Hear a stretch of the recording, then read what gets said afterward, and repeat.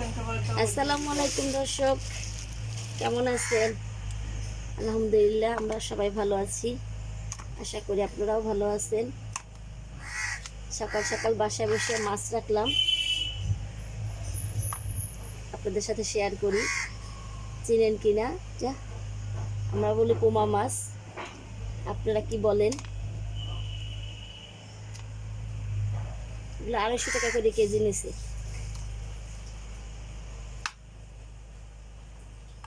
ইলিশ মাছ এগুলো অবশ্য এক একটা 600 টাকা করে নিয়েছে। এই যে এখানে বসে রাখলাম। কেমন হয়েছে মাছগুলা?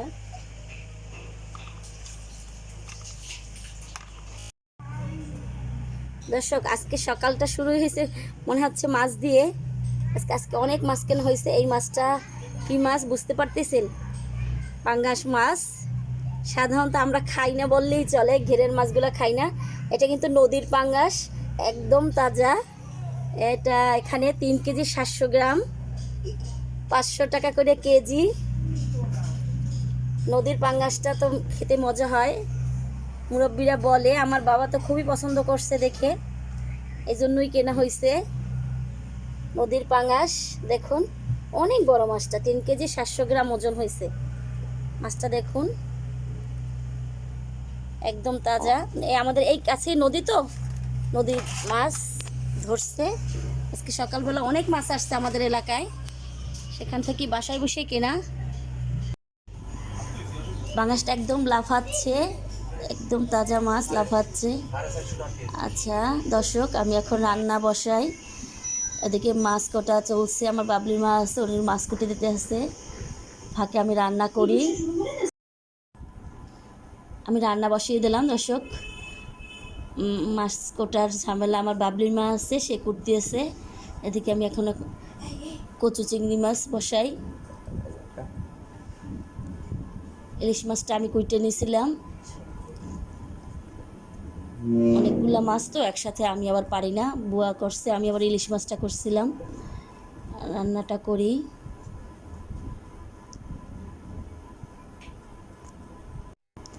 কষানো শেষ,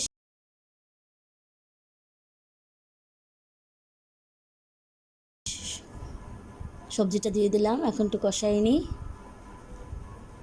কষানোর পরে আবার মাছের কাছে যেতে হবে, ওখানে আবার মাছ কোটা চলছে। কারেন্ট চলে গেছে আবার, এখন আবার গ্যাসে দিব, গ্যাসে দেই। কারেন্ট যখন গেছে, আচ্ছা একটু কষিয়ে নিই রান্না করিয়া।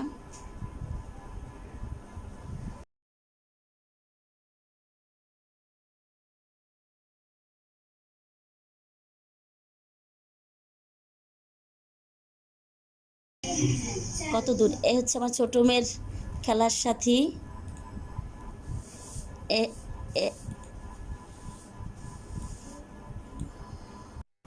মাছ কোটা হচ্ছে, বাবলি মা মাছ করতেছে। এই হলো আমার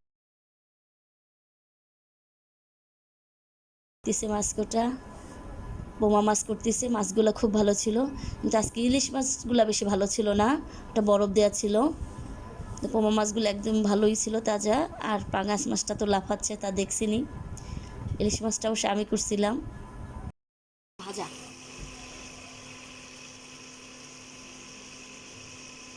মাছটা একদম একদম পেঁয়াজে করছি, ভাজা, একদম ভাজা ভাজা হবে মাছটা। আজকে শুধু মাছের আইটেমই বেশি ছিল। যেমন মাছ, এই মাছের আইটেমগুলোই বেশি।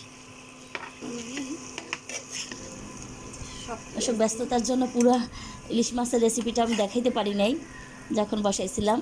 ভাজাটাও দেখাইতে পারি নাই, এটা একদম কড়া ভাজা দিয়া তারপর সব মশলা দিলাম, যেমন রান্না করা হয়, হলুদ মরিচ।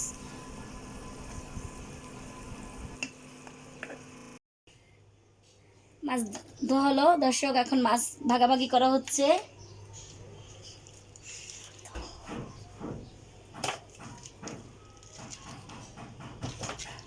আজকে মাছ দিয়েই সময় কাটাই দিলাম, একসাথে অনেক মাছ হইলে যা হয়। বাবলির মা কুটতে দিয়ে গেল, ধুয়ে দিয়ে গেছে, আমি এখন একটু ভাগ করে রাইখে দেই। দেখাইতে থাকো।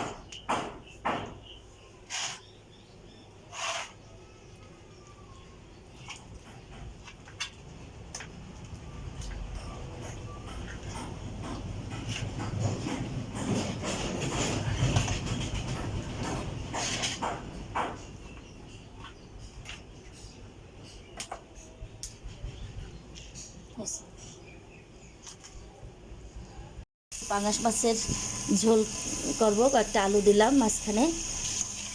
মাঝখানে অনেক কিছু দেখাইতে পারলাম না, আবার তাড়াহুড়ো করে নিছি।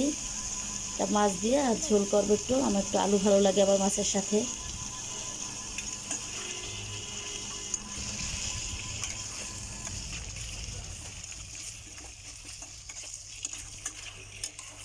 আলু দেবো মাছের ভিতরে, মাছের ঝোলটা আমার পাঙাশ মাছের সাথে একটু আলু দিলে ভালো লাগে।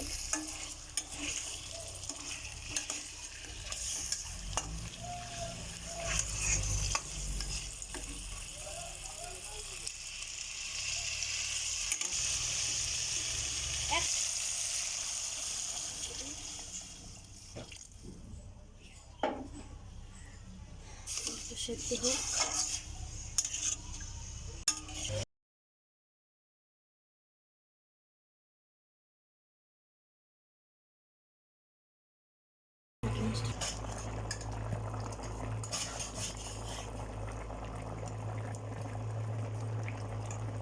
মাছগুলো দিয়ে দিলাম।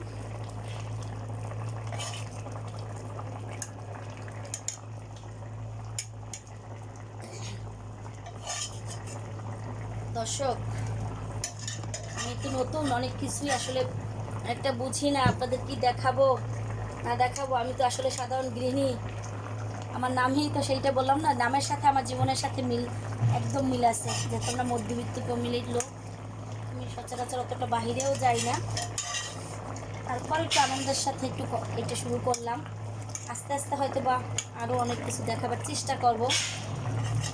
বলতে পারেন যে রান্নাই শুধু দেখান কেন, আমার দৈনন্দিন কাজ এইটা, আমি কি দেখাবো, এই জন্য দেখাই। আমাকে একটু সহ্য করবেন, আস্তে আস্তে আমি আরও সুন্দর কিছু চেষ্টা করব, আপনাদের উৎসাহ থাকলে, সাহায্য থাকলে। আমি তো আসলে এই ক্ষেত্রে একদমই নতুন। আচ্ছা, আর একটু ঝোলটা টানলে হয়ে যাবে।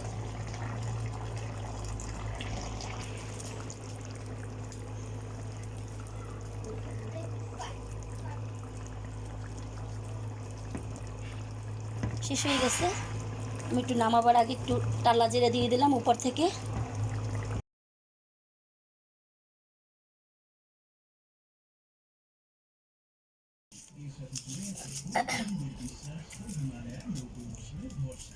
দর্শক, আসছি আবার কাজ নিয়ে, রসুন সিলাইতেছি। সমস্ত দিন তো মাছ নিয়ে আজকে অনেক ঝামেলা করলাম, একসাথে অনেক মাছ ছিল, সেটা বুয়াকে দিয়ে কোটাইলাম, আবার নিজেই ধুইলাম, তার সাথে প্যাকেট করে রেখে দিলাম, রান্না বাড়া, কি যে কাজ, দৈনিক কাজই ফুরায় না। এখন কিছু রসুন আছে, কিছু নষ্ট হয়ে যেতে আছে, আর একটু ব্যালেন্ডারও করা লাগবে। আজকে আমার সাথে মেয়েরাও কাজ করছে, মেয়েরা রসুন সিলাই দিছিল। এখন বাকিগুলো আমি শুরু করছি। আমি অবশ্য একটা রসুনের প্রসেস জানি, আজকে তো পারলাম না দেখাইতে, আমি আবার দেখাবো আপনাদের সাথে। খুব তাড়াতাড়ি রসুন খোলা যায়, আমি এক সময় এটাও শেয়ার করবো আপনার সাথে।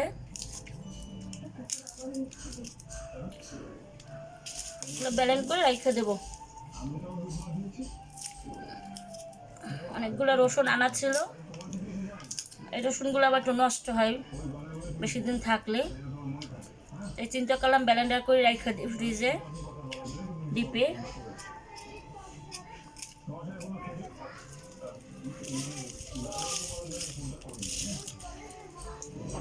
এই যে গৃহিণীদের যা কাজ দৈনিক একের পর এক চলতেই থাকে।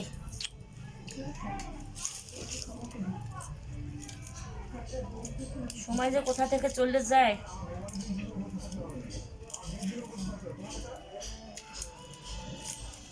আচ্ছা দেখতে থাকেন, আমি এটা একটু গুছাই ফেলে আবার ব্যালেন্স করতে হবে।